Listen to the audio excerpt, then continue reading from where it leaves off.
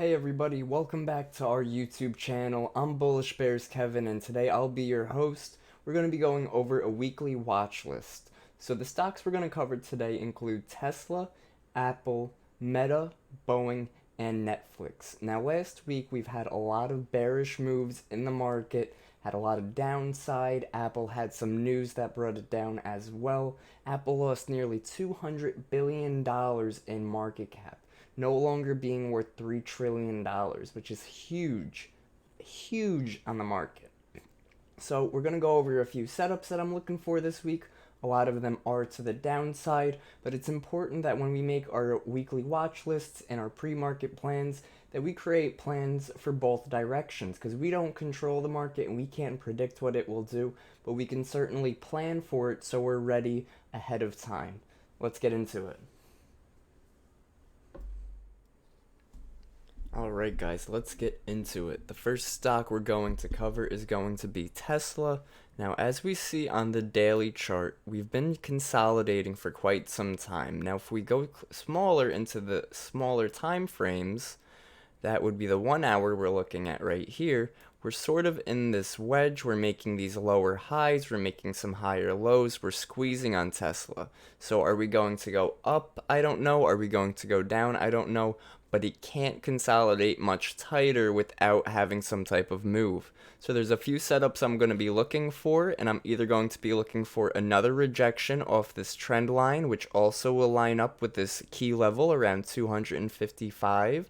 So there's setup number one. I'll take a short on Tesla at 255, and I'm going to target the demand zone at 244.58. Now, if the market is weak and Tesla has a lot of volume and it looks like it's going to break, I might trim a contract off at our first take profit and look to swing trade the rest of the contract, seeing that we have a bearish market in play at the moment. We have a lot of selling pressure. It's September, which can be very bearish in the market. So I'm going to be looking for that setup for number one. Another setup I'm going to be looking for is to go long on Tesla with some calls. Now that would be off this trend line, but what I would look for at this trend line is a break below it for a moment, and then for this demand zone at 244.58 to hold and push us higher. Now we would also be creating with that push, with this break here and with this push higher, we'd be creating another higher low, right? So we have a higher low here, a higher low here, then maybe potentially another higher low over here. So that's another setup I'm looking for on Tesla. Now if we miss setups 1 and 2, I'll look for either a break out of this wedge to the upside. Now at that point I would be targeting 261 and 266. Or I'd be looking for a break to the downside, which I don't like to take breakout trades. I would much rather wait for a pullback and enter on the pullback. So I would look to enter some short positions with a failed demand trade, look for a pullback to 245, maybe even 242, depending how strong the drop is, and I would use these key levels as targets: 235, 232, and then 228. So that's the trade plans I have on Tesla, and I'll show you guys one more time as well what we're looking at on the weekly. The weekly has a nice basing candle right here, right? This is a shooting star where we have a long upper wick and a small body. So that's what I'm looking for on Tesla this week. Next stock we're going to go over is Boeing, which is BA. That's the airplane company for those who don't know. And I'm going to be looking for, if we look at the weekly, look how weak Boeing has been on the weekly. We even created this weekly supply zone right here that I forgot to place. I'll chart that later because I don't think we're going to come up to that anytime soon. But even look at the daily over here on the left side, guys. We've had 3, 4, 5, 6 consecutive bearish days on Boeing. So I'm not going to be looking for any long setups on Boeing, because with the trend being our friend, trying to go long in such a bearish move, you'd be trying to catch a falling knife, and we don't want to do that. That's how we end up getting burned. That's how we take trades we shouldn't be taking. We'd much rather go with the trend. The trend is our friend. So with that being said, Boeing, I'm going to be looking to see how we react at these demand zones. So I'm going to pull up the 2-hour chart over here. I'm going to show you exactly what I'm looking for at these zones. So as you see on Boeing, we've been creating these lower highs. We've also been creating some lower lows. So we are in a downtrend on Boeing. So what I would look for is either another pushback higher to this 214 key level, and then I would short it. That's also around 215 key psychological level. Would take some puts on Boeing with my stop loss at 217 and take profit at 208. So it's about a $3 risk, almost a $2 risk, and about a $6 reward. So we're looking at a 1 to 3 or a 3 to 1 risk to reward on that. What I do want to see, however, is I want to see if Boeing can hold this daily demand zone at 206.11. And the reason I want to watch that demand zone at the daily instead of this 2-hour zone is because, if we look to the left, this 2-hour is held up as a key level right here. It's resistance, resistance, resistance. Now we flipped it. Now it's support, support, support. So I do like the 2-hour as well, although we've used this 2-hour demand once and twice already. So this zone has gotten a little used. It might be a little weak at this point. Just something to keep an eye on. But because it was used and it worked out in the past, we should remember that as well. But again, that doesn't mean, oh, well, we used this demand zone twice, we're definitely going to bounce at it again. No, we have to take the overall market into our consideration, right? So the market has been very bearish. Maybe what we'll get at that zone is a bounce, right? Maybe we'll get a pullback. But from that pullback, we could look for another lower high to enter on that lower high. So while people are chasing longs and call positions on Boeing off of that demand zone, we know overall the market has been bearish, and we should look for just a better entry to go short. At that point, I'll look for a short position and target the daily demand zone. This is also a good demand zone because if we look to the left, we've had a lot of consolidation. At some point, this was all throughout. This looks like it was just this whole month. What was this? February through May, even June. We just chopped around. We had this big range from about 196 to about 215, highs around 220. But this was a really big range we were in on Boeing. So with this range, I don't want to be buying the top and selling the bottom. I would much rather short the top and buy at the bottom. So I want to see if we could break these demand zones on Boeing and push lower to key psychological level 200 and key level 196 as well. I'm more in favor of key level 196 over 200, although it is a key psychological level. So I will be keeping an eye on both levels. This would be targets for when I play puts on Boeing this week. And don't forget, guys, we do have a community. It's bullishbears.com, and you click join. You could join our Discord community. You could get access to our Bullish Bears website, which is full of different courses and different types of analysis and ways to learn how to trade. It's really great. You really have to invest in yourself if you want to learn how to trade properly. And we do go live every day for our community, Monday through Friday. It's me and my friend Jeremy, Bullish Bears Jeremy. He is a fantastic trader. He runs a different strategy than me. He does scalping, whereas I do more of day trading. So we can take a look. We have some nice setups on Boeing. Again, very bearish.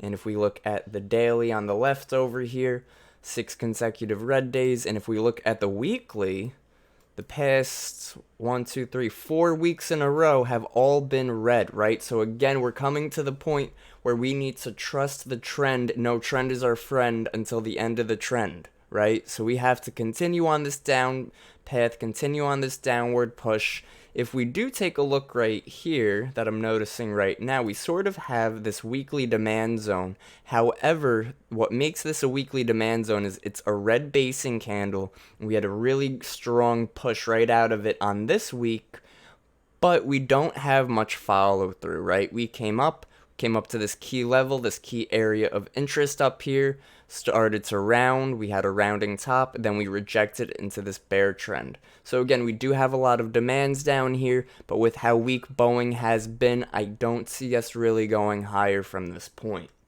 The next stock we're going to look over is going to be Netflix. Now, as you guys will probably notice in these trade setups and in all these plans, is that I'm more bearish than bullish on my bias. And the reason for that isn't just so much the stocks themselves, but ES and NQ, which is SPY and QQQ, have also been pretty weak so far, pretty weak lately, right? So I am really keeping an eye on the market sentiment in total, right? So if ES and NQ are very weak, I'm going to be looking for good short setups on stocks that are within them. Netflix, Tesla, Nvidia, Microsoft, Apple. These are big stocks in those ETFs that I like to watch and really short, with SPY being weak, with NQ being weak. I want to go with the trend. Even if I'm not trading SPY or QQQ, I know that these big equities really play a big role in those stocks and ETFs as well. So what we see here on the daily is the daily looks a little bit different from these other stocks that we went over, right? So we had Tesla was in a little bit of a range. We had Boeing was very weak. And now we're up to Netflix, which has sort of been pushing strong, right? The past few weeks has been pushing strong. However, we have come up to this key level around 447.45, and we've been having trouble with this level. And I'm going to show you guys the daily chart real quick to show you exactly the range I'm looking at. And that's going to be from about the 400 level to 447, so about a $50 range. But, you know, we didn't really come down to this 400 level recently. We've been more chilling around this 415 level, right? So I'm going to mark that off so I know this is the range I'm looking to play. I'm looking to short at the top of the range, sell the highs, and buy the lows.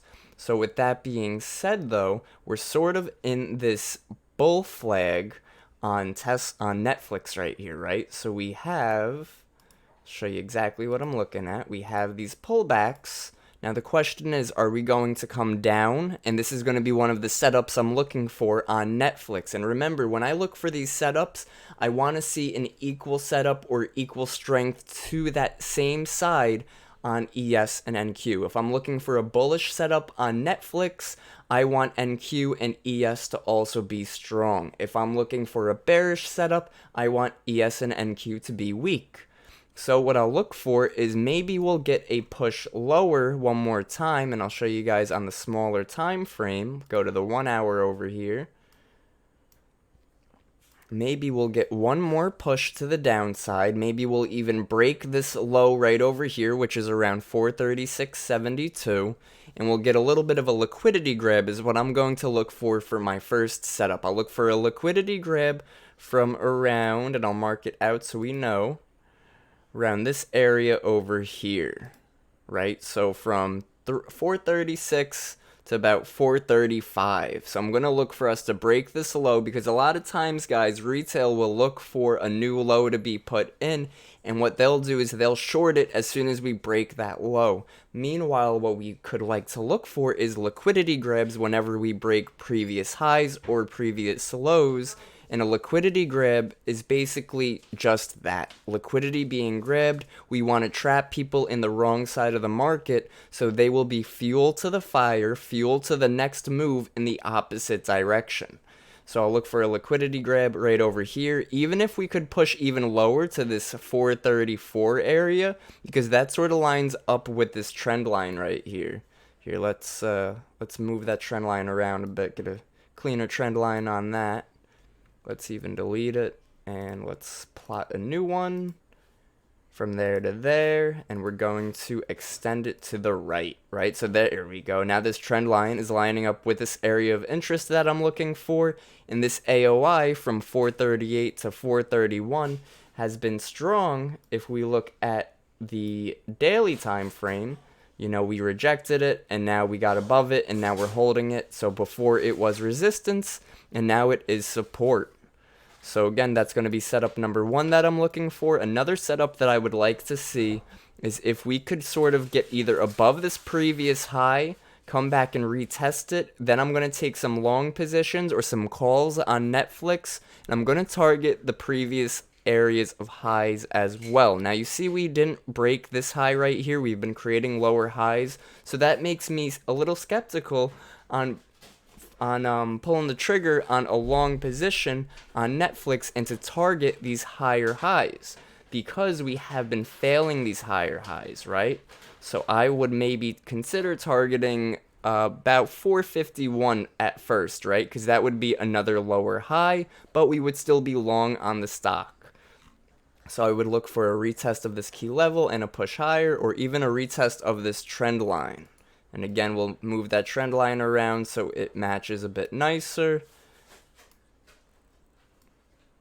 Let's see, something like that. Very good. So even if we get a break above the trend line, a retest around the 445 level and a push higher, once we break above this 447 key level, I'll look to move my stop loss to break even or even to this 447 level, so it's not even a no-lose trade. It's a trade where we could only lock in gains, even if it starts to pull back against us.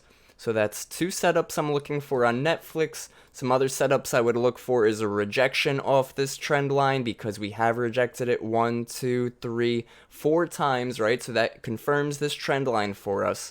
So that would be a short position around this 444 level, right? So we have to know that this is the hourly chart. So we're going to be opening around here, somewhere over here. So this trend line's just going lower. So it would probably have highs around 444.50, and I would look for a short off this trend line. And at that point, I would short it, buy some puts. My first take profit would be this area of interest at 438. Next take profit is around 436. And then final would be at 431. Now, if we do stay weak in the market and Netflix is looking to sell off, ES is selling off, and Q is selling off, I'm going to want to hold this put position and see if we could really get a nice push lower. Because again, if we zoom out to the weekly chart, just like we saw in Tesla, we have this shooting star pattern. We have a pattern that kept us in this range, and we might even be able to target the bottom of this range at 397. Guys, we would be getting a short position around 443, 440, and we would be taking profit at 397. That's over a $40 move within a week if we get a strong move like that. Now, if we're looking to swing trade, I would definitely recommend knowing how long you plan on being in this trade. If you do think we are going towards the bottom of that range, as we've seen a couple times, it takes about 2 weeks for us to get there, right? So I would maybe get 2 weeks out contract-wise, or maybe even 3 weeks out, so you have that room, you have some cushion from theta, because theta decay will also ruin a trade, even if it's going in your direction. So those are some setups I'm looking for on Netflix and why I'm looking at them. And again, guys, look how clean this weekly chart is. Every time we break above this key level, even this time we broke it about 40 points higher, and we wicked and we came right back down. So again, we're rejecting breaking this high, so I do think we're going to stay in this range and push back lower. So I'm really anticipating a move lower. A lot of stocks are giving us good setups for bear trades. We want to get in these setups at the top of the range, at the bottom of the ranges, or on some pullbacks. We don't want to be chasing. We want to get in near the top so we have a good place to place our stop loss, right? So we could place our stop loss at the previous week's highs around 453.45. So if we get short, and I'll show you guys the daily over here, if we get short anywhere from 438 to 447, right, we have our stop loss set at 453.45. And we have our take profit all the way down at the bottom of the range. So this is a great risk to reward trade. Those are the types of trades that I like to look for. So the next stock we're going to go over is going to be Meta. And as you see, I'd take my notes on the charts as well. As you see on the weekly chart, just like Netflix, just like Tesla, we have a bit of a shooting star pattern with a failure to hold above a key level. With Meta, we're looking at the key level of 300, which is a key psychological level, and it has been a strong key level in the past too. We used it as resistance here, support here, and then we used it again as support, then we broke it, used it as resistance, and now we're failing to hold above it. So what I'm looking for is sort of similar on Netflix, right? So I'm looking for a push lower I'm looking for almost this zone. I'm looking for this weekly candle to create a new supply zone. And for that to happen, I need this week to be very bearish. I need a strong move lower. And we could start by taking some short positions in this area around 298 to 300.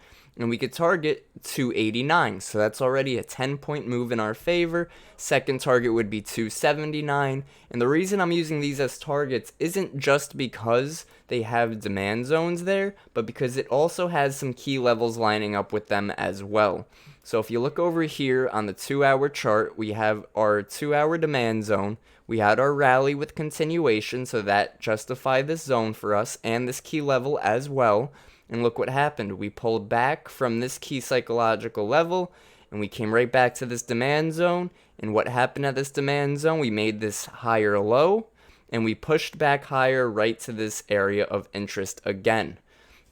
So it's really important to know where our areas of interest are and how we're using them to trade. So this 2-hour demand zone was used already. I'm going to be expecting a pullback from this 2-hour demand zone. So if we miss our short entry off of these lower highs, which again, I'm going to be looking for a short position around this 300 level, I'm going to take it short and target this 2-hour demand zone. Next, what I'm looking for is a pullback here,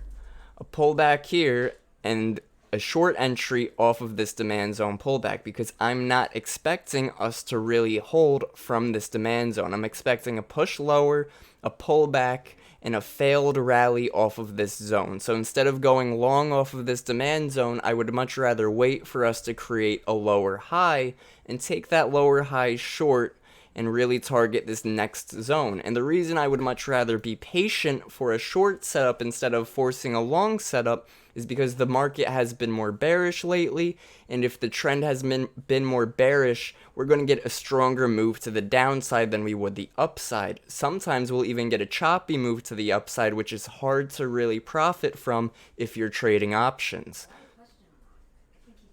So I'm going to be looking for that on Meta. Again, though, looking at the weekly, looking at the daily. If we look at the daily chart over here on Meta, we've been very, very weak. We've been chopping for about 7 days. The past 7 days, we have been chopping up and down. We have been in a range. We have been chopping. There has been zero continuation. Buyers have been getting sold, and every time sellers try to step in, buyers step in as well, but buyers keep failing to bring us higher.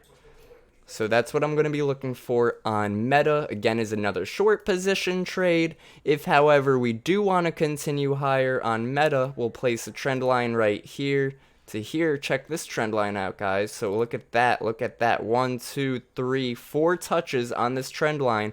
However, we did break it once. So I'm going to look for this trend line to hold, maybe a long position if the market, ES and NQ, want to stay long as well.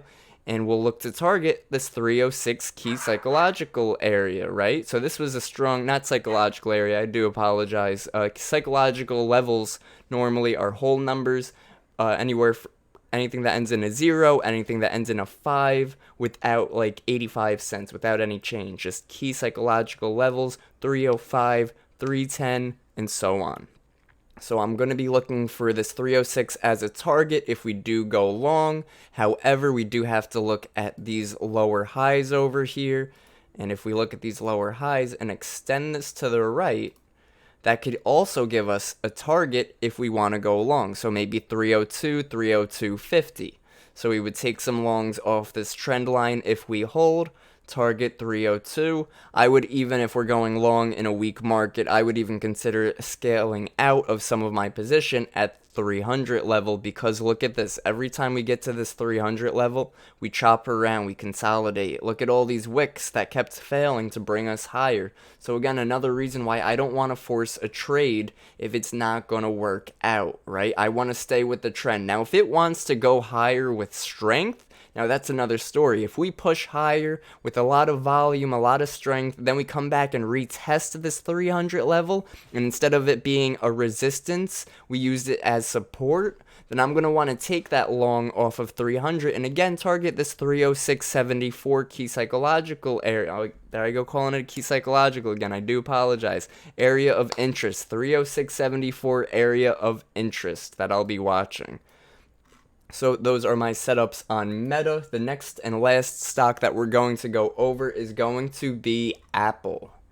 So Apple, guys, has had a tremendous down move in this past week. And the reason for that is news out of China.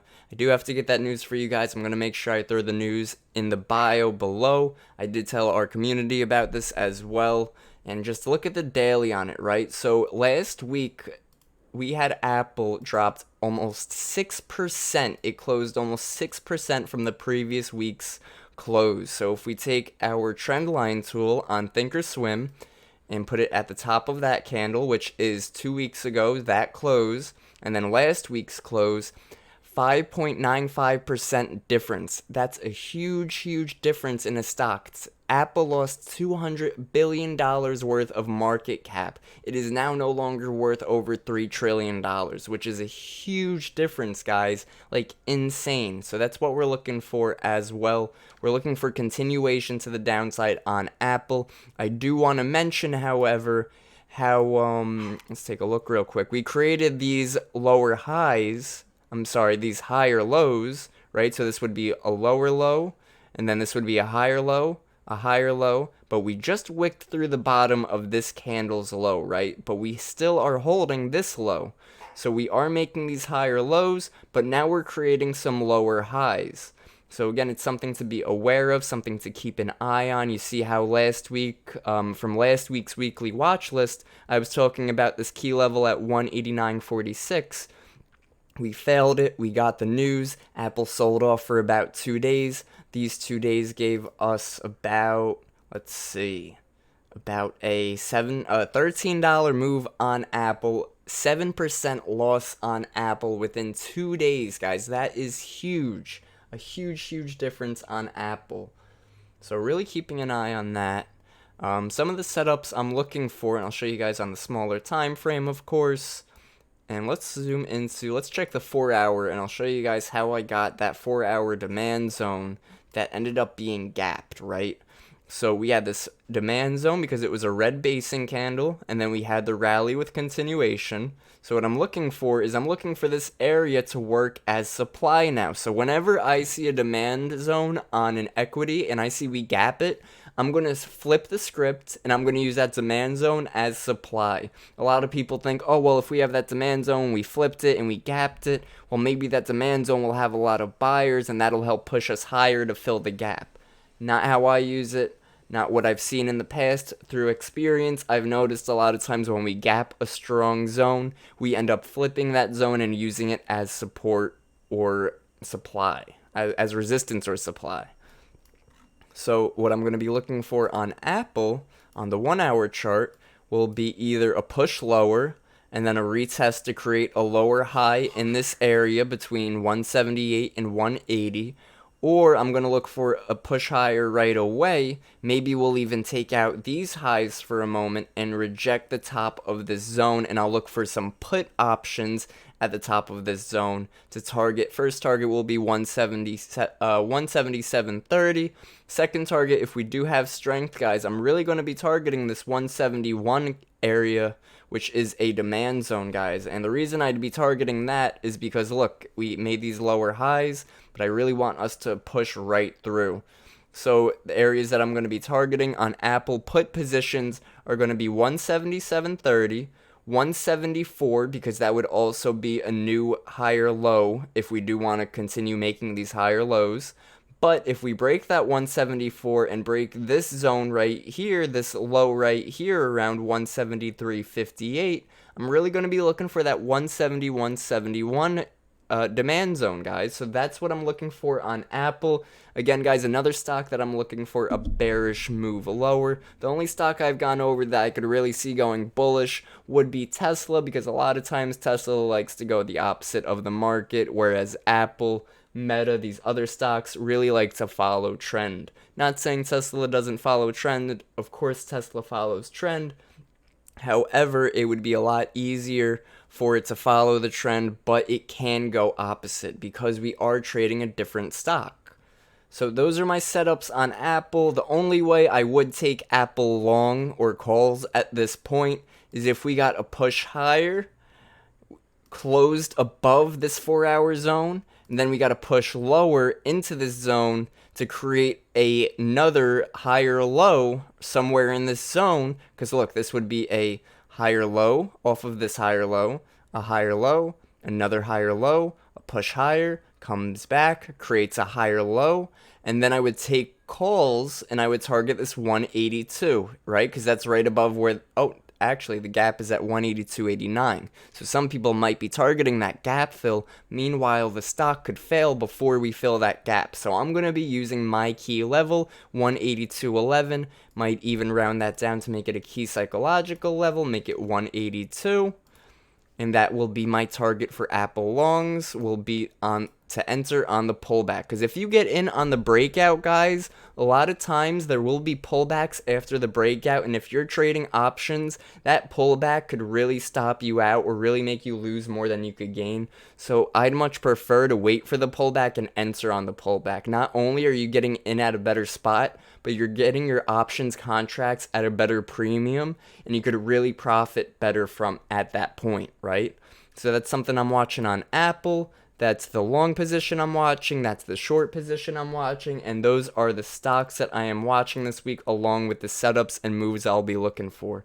I hope you guys learned something from this watch list. I hope you guys can use these setups and use these plays to take some really good trades this week. Again, though, I'm sort of leaning more towards a bearish move. Due to market sentiment, always like to be aware of what the market is doing. Is ES failing out of a range? Is ES pushing above a range? Is NQ pushing higher? Is NQ pushing lower? Is ES and NQ both making lower highs or lower lows, or higher highs or higher lows? I want to know the trend, and I want to make sure ES and NQ are trading together. Alright guys, make sure you check out our website, bullishbears.com, check out our blog, check out our Instagram, Bullish Bears, check out our, obviously you guys are on our YouTube page, hit that like and subscribe button, and make sure you go to bullishbears.com, and you could always join our community. We have monthly, yearly, and lifetime access memberships, and you could really join. And what we do is we go live every day for you guys from market open. Sometimes I personally like to get on around 9:15, and I like to set up a pre-market plan of ES and NQ for you guys.